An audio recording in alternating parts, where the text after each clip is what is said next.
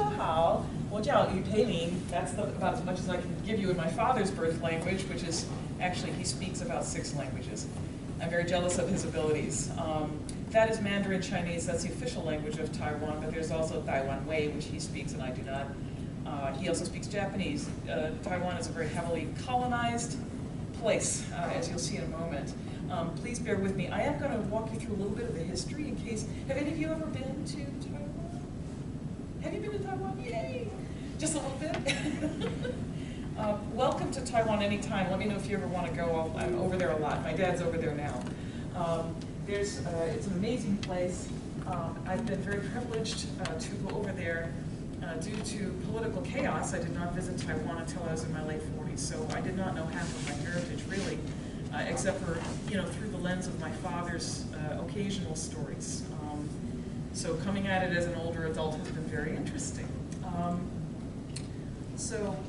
Very quickly, a little bit about me. That's not me, that's my dad as an 18-year-old kid, letting his buddy do all the work there, apparently.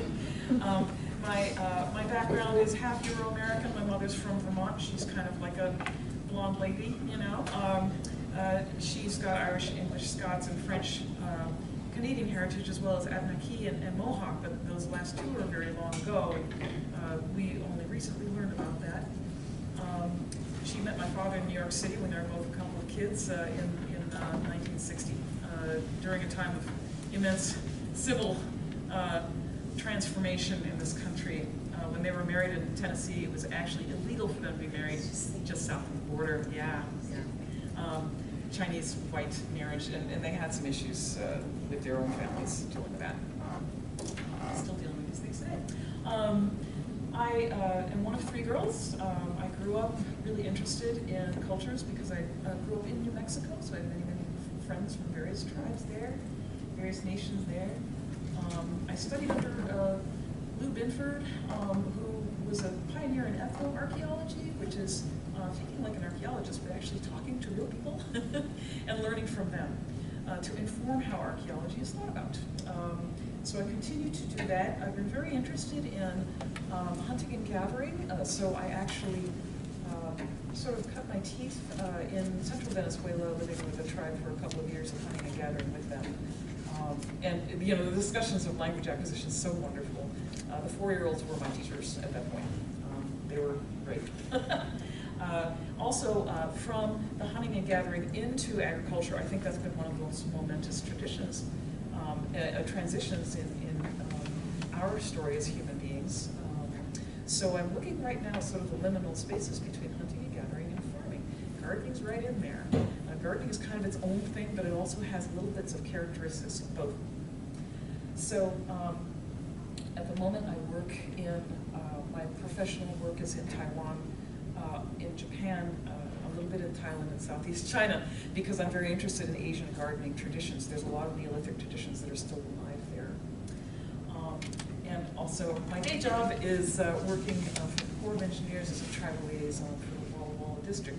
Some of you may have heard of the Lower Four Snake River Dams, so that's in my district. Some of you may have heard of the ancient one, that's in my district too. It's a very lively district. There's a lot of complex and vibrant interactions with tribes there. I feel very lucky to be helping with that. Food sovereignty, Joshua, I'm going to be hoping that I'm sort of like getting towards this. It's sort of a new concept to me, but I think it's really, really fascinating. So I'm just beginning to sort of delve into it.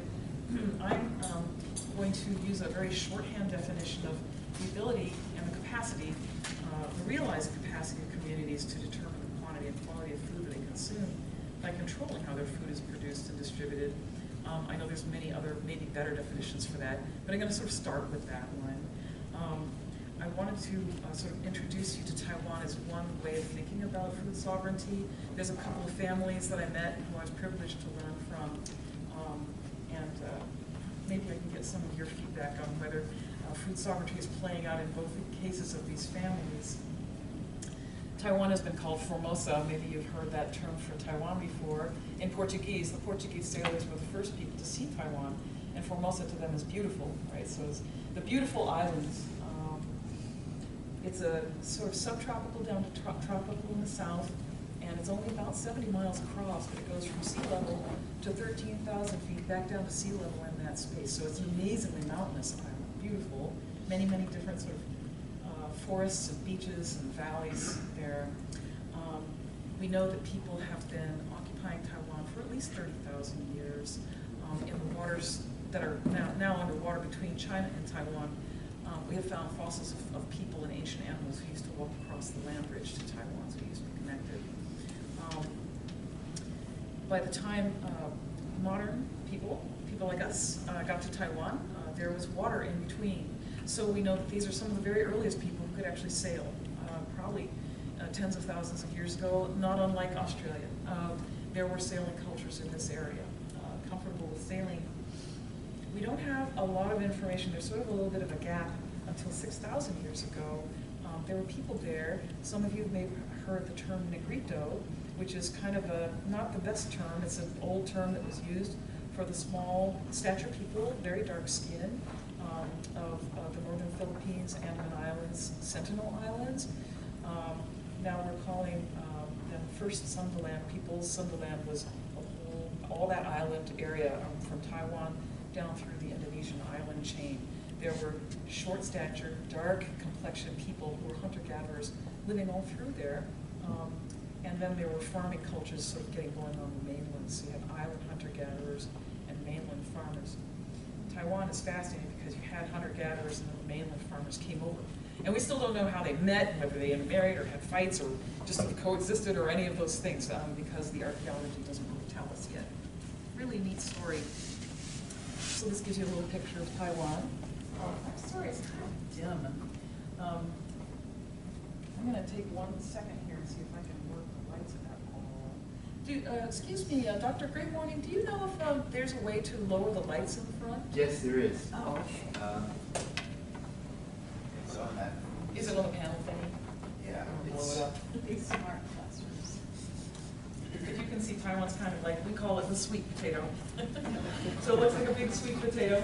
And you can see that basically it's oriented roughly northeast, southwest, and there's a huge mountain chain. There's actually 2 very large mountain chains right down the middle of it.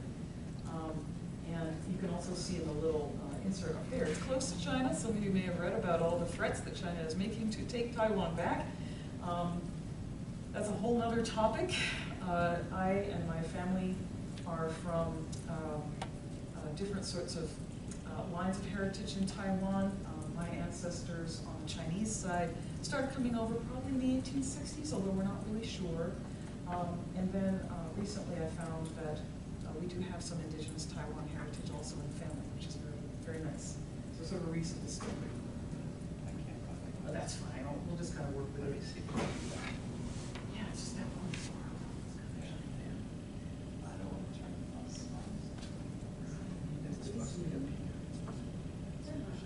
We'll just work with it.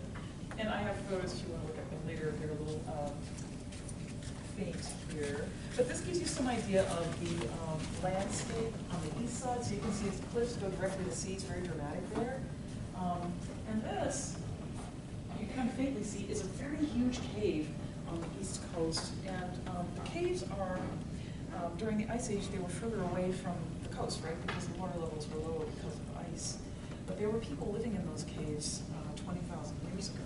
And we're just beginning to learn a little bit about them.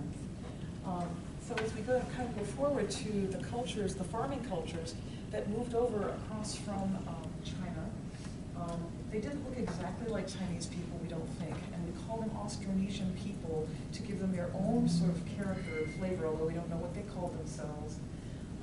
They cultivated rice and millet. They probably intermarried with the Sundaland peoples in Taiwan. They created these incredibly vibrant Neolithic societies there, many of whom were carving in jade. These 2 figures have a clouded leopard sort of positioned right over their heads.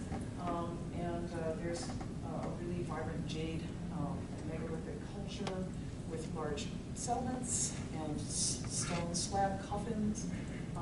Really some of the most interesting archaeology I've ever seen, and also a testament to their creativity and understanding of the land. They were very successful at making a living there, and they also continued their sailing tradition sailing throughout the Philippines, and maybe as far as Madagascar and further.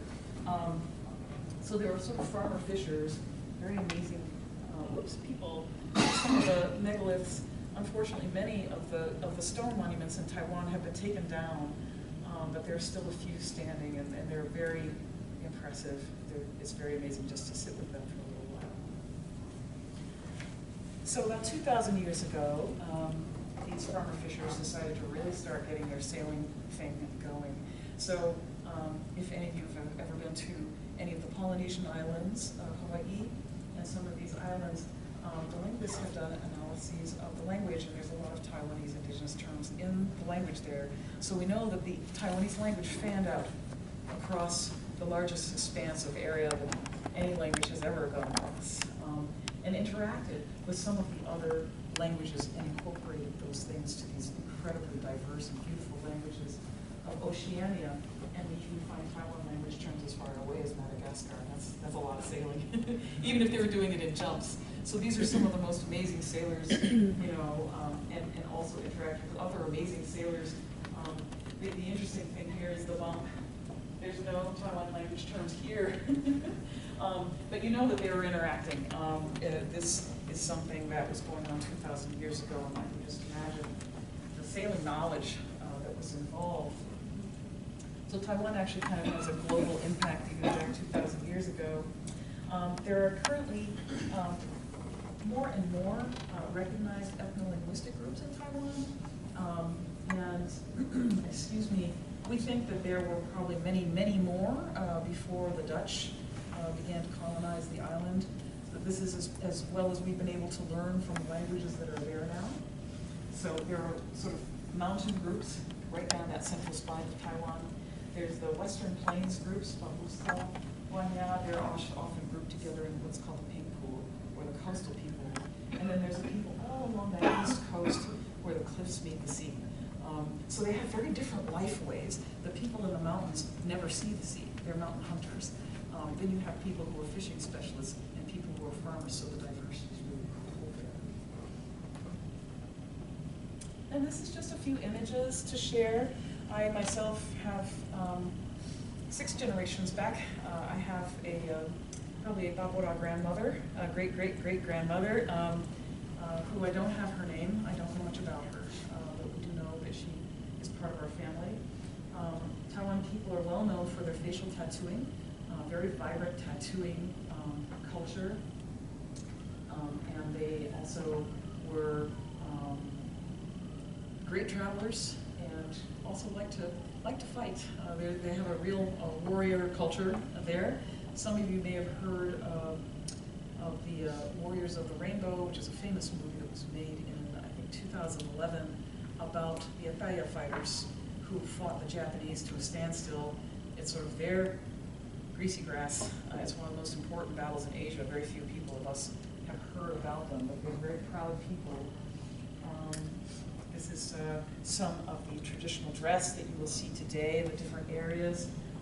The gentlemen there, again, they're phenomenal hunters, and there's a lot of controversy because Taiwan is a very peaceful society, and they try to discourage gun ownership, and indigenous people are, well, we need those guns, you know, we use these guns for hunting. So there's a bit of a balancing act there with the larger society saying guns are not great, and the indigenous people saying we actually need them.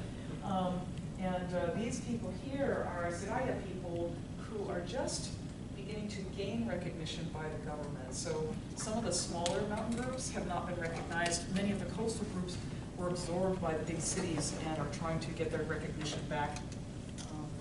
So it's a real interesting sort of thing with regard to that. Just listing off a few of the first foods that were in Taiwan. Of course, they were deep water sailors. They were phenomenal sea fishermen and hunters. They also were very good at the coastal foods, many coastal foods, warm water, of course.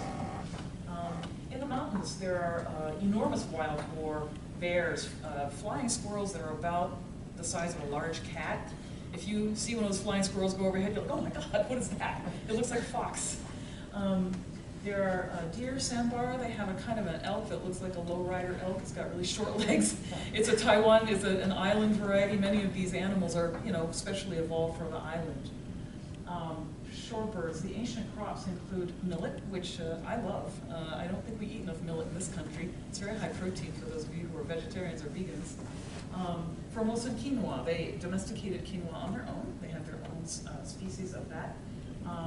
Both dry land and paddy rice, taro and other root crops, and many, many tree crops, you know, the more familiar tree crops. We don't know how long ago coconuts got to Taiwan, for example. They've been there for a very long time. Bananas have been there for a very long time. Some of the Polynesian crops that we're familiar with are in Taiwan. So here are some of the animals that you'll see, the deep sea species, groupers, mahi-mahi, the giant lobsters, many, many shellfish, flying fish, which are absolutely delicious if you've never had a flying fish. Many sea species. These are some of those unique mountain species. You can see their bears are kind of, they're very cute looking. They're very bad-tempered. They're actually meaner than our bears. And they have a little white V. It's very distinctive of these Asian bears. The pangolin, which you can see he's kind of curled up there, looks kind of like an armadillo, sort of a relative to the armadillo. These are all on traditional first foods menus. And the deer, there's that little, this little guy in the upper left is an elk. It's just a Taiwanese flavor of elk. And these are some of the ancient grains and root crops, which are very, very important. Millet in the upper left is sacred. Okay, so I'm going to switch gears a little bit. I've given you a very short impression of Taiwan indigenous people.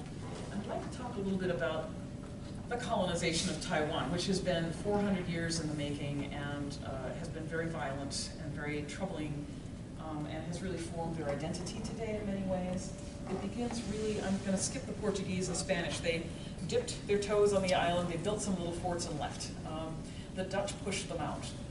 The Dutch were very interested in Taiwan. Again, as we all know, it has a very strategic location.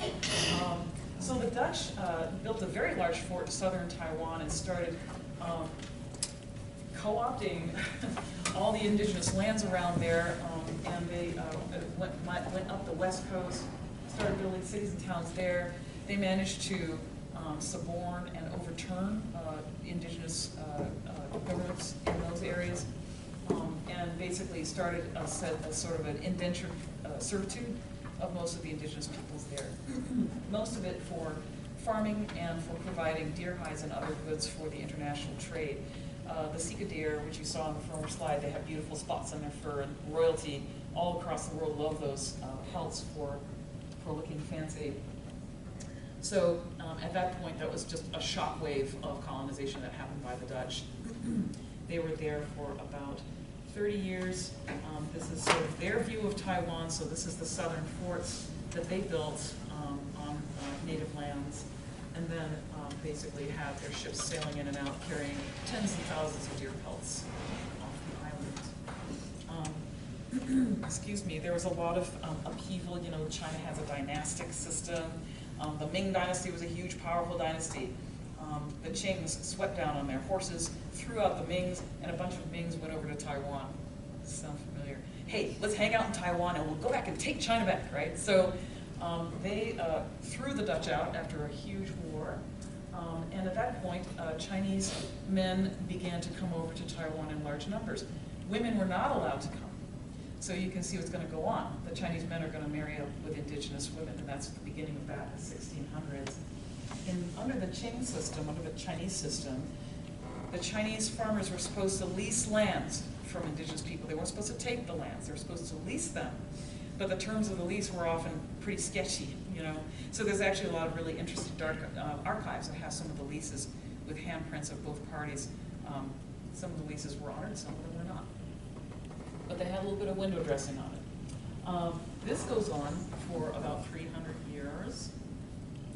And these are some of the depictions of the Qing dynasty of some of the indigenous lifeways of planting the rice and harvesting firewood and roots, pounding millet. Again, millet is highly sacred to all indigenous cultures of Taiwan.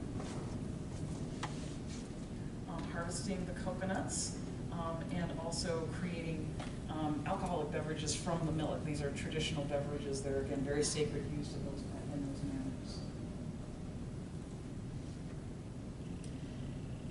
China lost a big naval battle with Japan in 1895. And Japan said, oh, we'll take Taiwan as part of your surrender. And the Taiwanese said, what? So China basically deeded Taiwan and its lands, peoples, everything over to the Japanese as a colony. That was when my grandfather was a little boy. So they did that, they moved it all over there, and Japan took it over. Taiwan wanted to create a model colony out of Taiwan. So under their governance, they instituted their first electrification of the island, public waterworks, libraries, public parks, very westernized kind of model. The trains were expanded greatly, and they all ran on time. If any of you visited Japan, you know they're really good at trains. And they also did some things that were sort of a marker of the Meiji Empire. So they abolished all traditional religious practices. Clothing, customs, tattooing was made illegal. The warfare traditions, obviously that was not popular with a governing, with a colonial body. So they said no more hunting, no more fighting, no more head taking. There was head taking in these cultures. We're going to take you out of your mountain communities because we want to log them, we want to mine them. We're going to put you in little model villages in the foothills, devastating to the culture of those mountain people. There were Indian schools. There are versions of that. They would remove the indigenous children, place them in schools. Who do you think has a model for this? They actually looked to us. They were using the United States as a model. They intentionally were using the United States as a model. And when World War II kicked off, they had the so-called mountain warriors divisions, the Takasago volunteers, as they called them. So they knew that these indigenous men were some of the best fighters out there because they'd been fighting them, and they recruited them for their World War II war effort. And if you've heard some of those soldiers who were left behind or hid, you know, in some of those islands for dozens of years, decades, hiding from everyone, thinking that they were not going to surrender. Several of them were indigenous Taiwanese men. They weren't Japanese. So it's very interesting. The disruption, as you can imagine, was pretty tremendous to indigenous culture from the Japanese colony period. After World War II, what happens? Japan loses the war. Okay? China, who was our ally, said, hey, we'd like Taiwan back. And we said, well, they yielded Taiwan to the allies, including China, but not only to China. So we will outsource the governance of Taiwan to the Republic of China. That's the Kuomintang, the Nationalist Party, some of whom actually trained under the Nazis in Germany. Not the nicest people. They administered Taiwan on behalf of the Allies, and then in 1949 Communist Rebellion, all the nationalists were pushed out. They lost the war to the communists, and hundreds of thousands of them went to Taiwan, just like the Mings had done 350 years before. So you can get an idea. Taiwan's really been through a lot, okay? I mean, they have been through a lot. The Kuomintang decided they were going to be very repressive and extractive to the island, much worse, actually, than the Japanese. They had initiated a period called the White Terror. My father was born about 13 years before the White Terror, so he was in high school when that began. The 28th of February 1952 is when probably 20,000 people were executed to keep them from rebelling against the Kuomintang, and it continued till the 80s. So it's the longest period of martial law ever survived by any society in the world, Taiwan. Okay? Very difficult on indigenous people. Their goods and services were continued to be extracted. Their languages and religion were suppressed, and some of them were politically active against the government and were removed to a prison island where they were tortured and executed. Very brutal, okay? The reason my family is not really pro-China right now is because they're worried about a return of this kind of governance.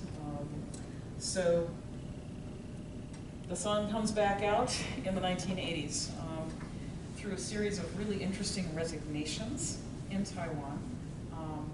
The democracy Taiwan's first democracy was born. And indigenous people have been migrating to cities since the 60s, trying to access the industrial, you know, Taiwan was one of the 5 tigers of Asia. The industrial revolution was really taking off then. So many, many young indigenous people went to the big capitals to work and completely lost their traditional living and food ways because they were living in the cities.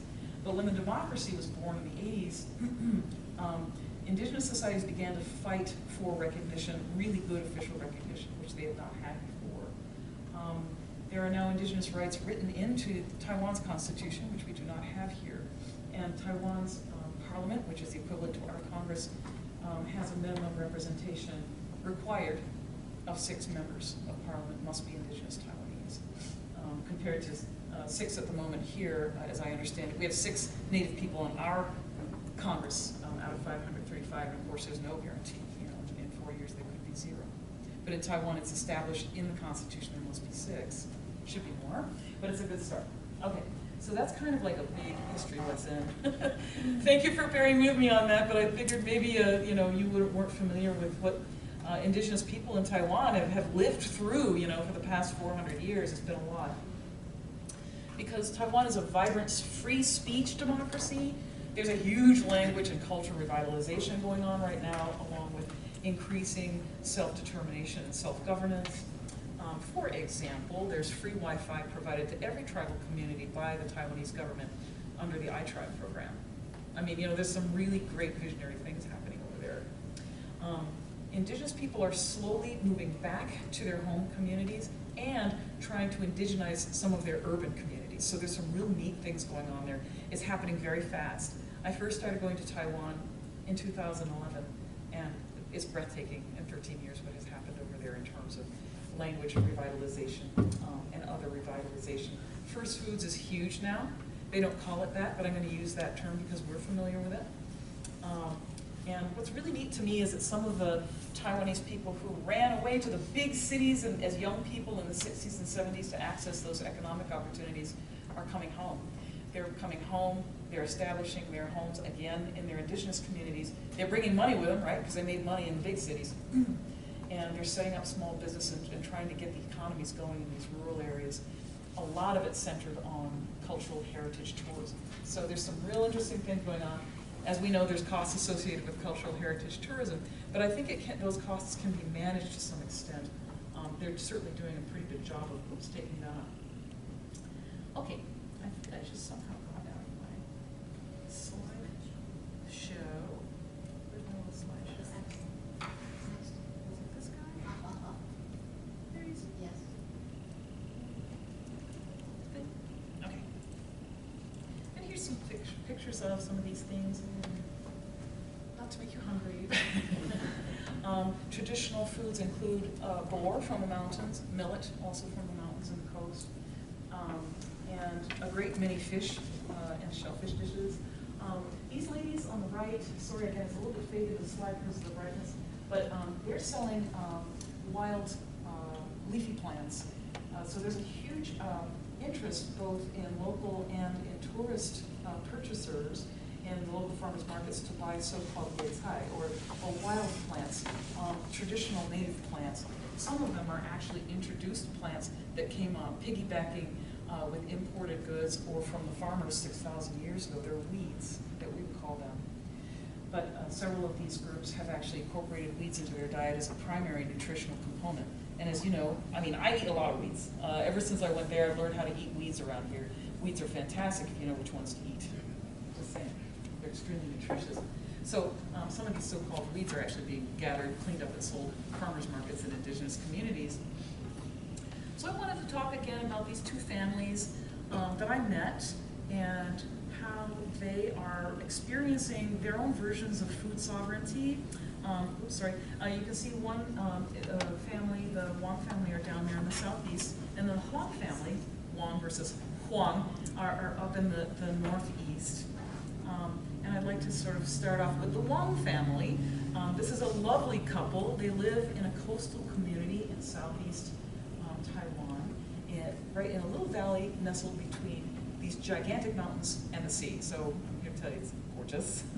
In this little community, it's called Fafokod, which means the place where we cast nets for young fish.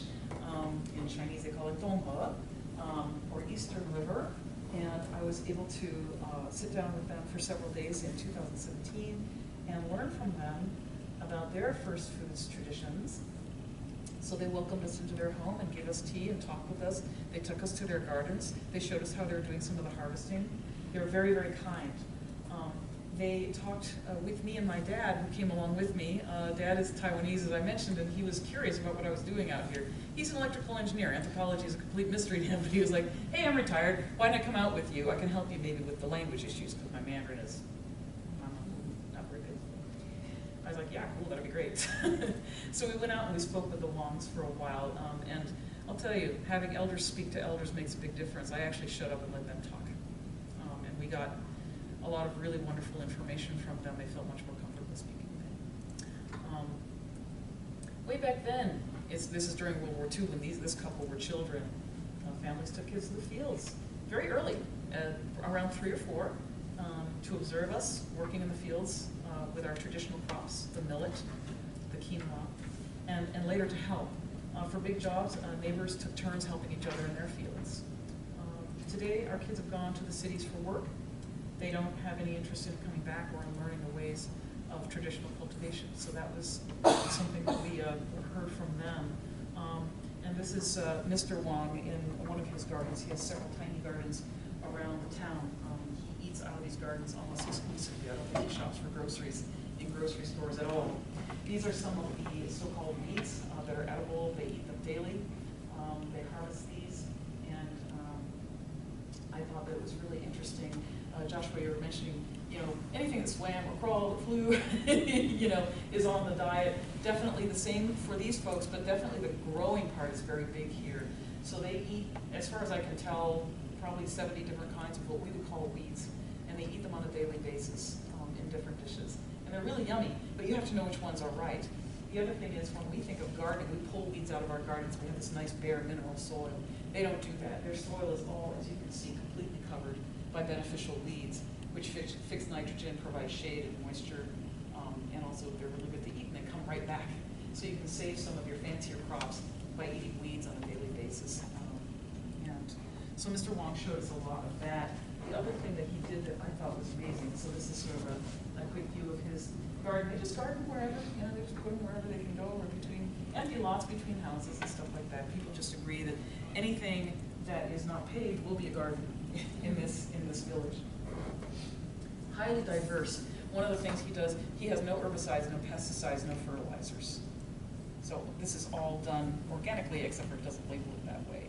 He takes his little scooter up into the forest and harvests his compost off the forest floor, and that's what he fertilizes with. And because the garden is so diverse, pests don't really take hold. They can just pick them off by hand. It was pretty amazing to watch how they garden this way. Is that a papaya tree? That's a little papaya tree, a baby, yeah. The other thing I love that he does, some of you might recognize these. You'll see them in like shopping malls. You see these little ferns here, called a bird's nest fern. Those are edibles. The babies are fantastic. So when you see the little, like the fiddleheads around here, you see the little unfurling parts, they will just cut those off and bread them and fry them and eat them with ketchup. They're really, really good. You can eat them in many other ways. The bird's nest fern is a traditional first food. The fun thing is, these grow in nature, in the wild. They grow in the crooks of the highest trees. They'll grow 300 feet up or whatever. They'll grow in these really high, tall trees. The indigenous people have been bringing them down from the trees and planting them like this for millennia.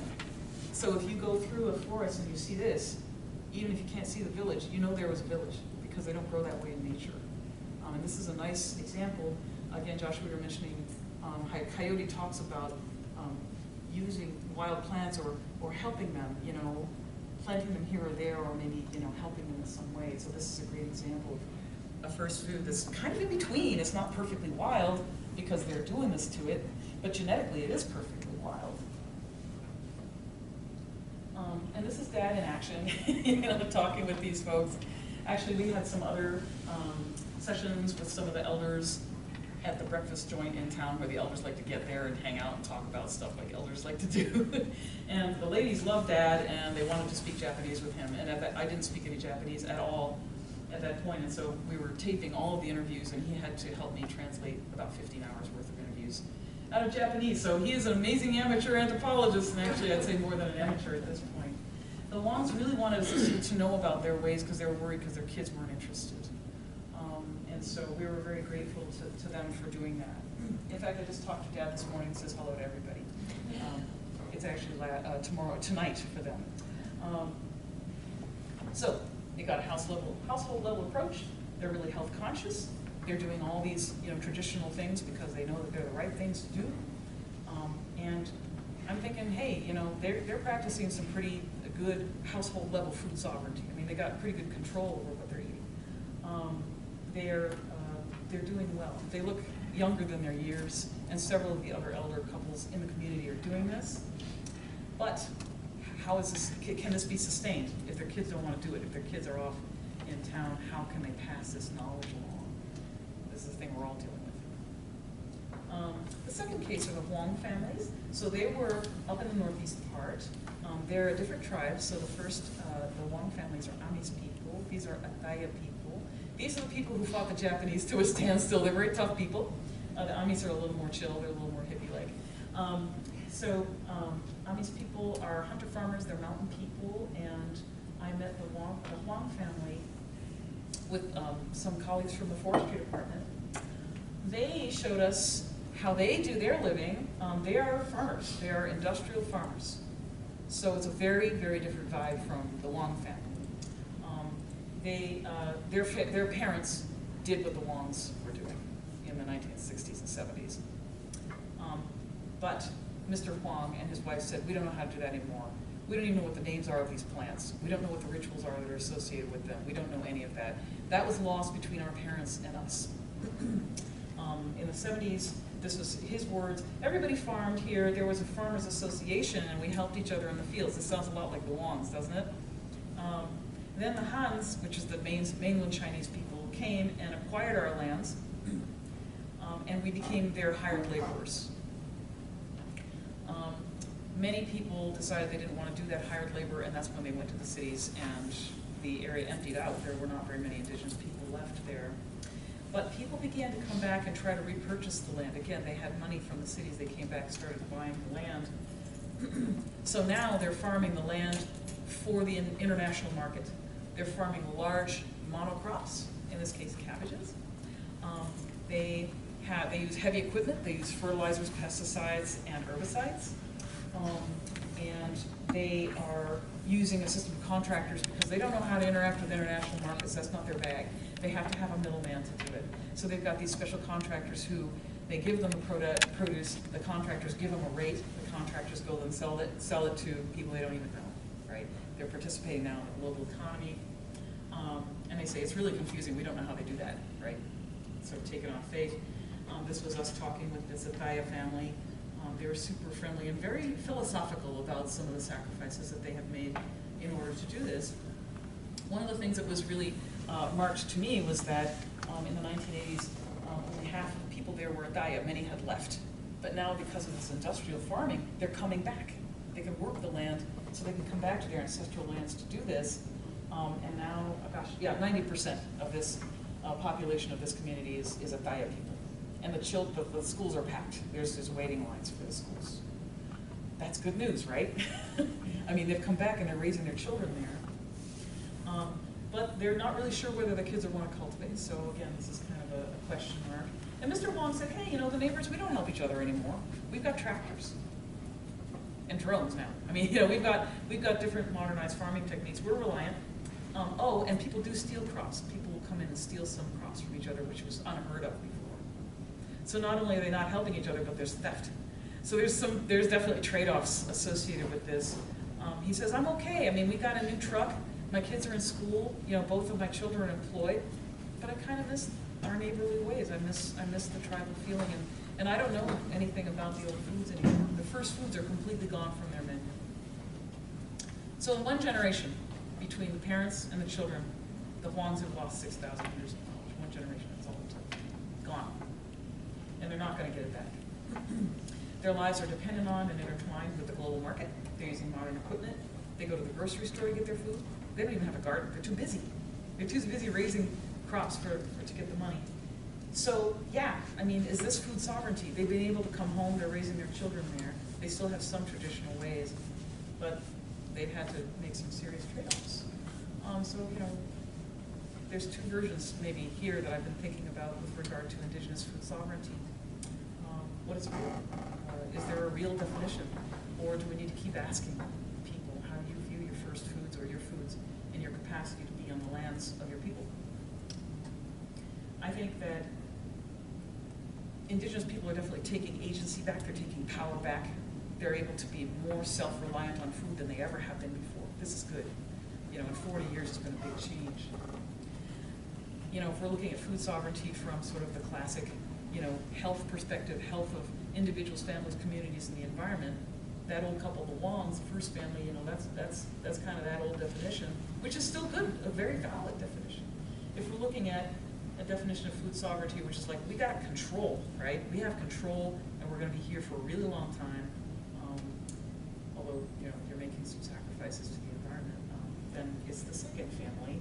So, sustainability is the key here. Neither family is really super sure what their kids want to do. So, that's going to be a big question. Are they all living on borrowed time, or are there ways that Indigenous people coming back from the urban areas in a continuing stream can pick up some of this knowledge and thereby enhance food sovereignty in Taiwan?